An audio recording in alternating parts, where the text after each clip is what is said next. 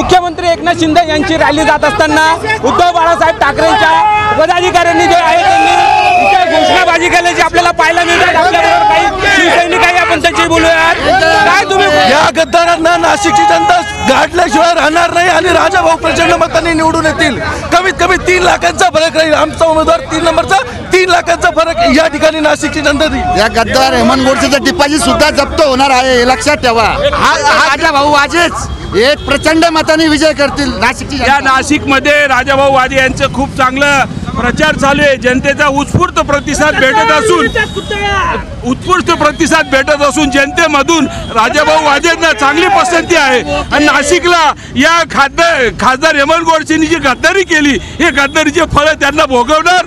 हाच शिवसैनिक 2 पंचवार्षिकला या गद्दाराला निवडून आणलं, तर हाच शिवसैनिक या गद्दाराला पाडल्याशिवाय गाडल्याशिवाय राहणार नाही।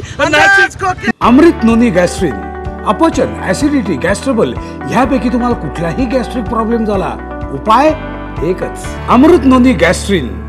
नाशिक ही प्रभू रामचंद्राच्या परस्पर्शाने पावन झालेली भूमी आहे आणि इथं 50 खोके एकदम ओके काहीच चालत नाही। इथं निष्ठावंताच्याच मागे नाशिकची जनता उभी राहणार आहे। हे पुन्हा एकदा मुख्यमंत्र्यांना नाशिकचं इलेक्शन झाल्यावर दिसूनच येईल, राजाभाऊ वाजेच निवडून येणार आहे।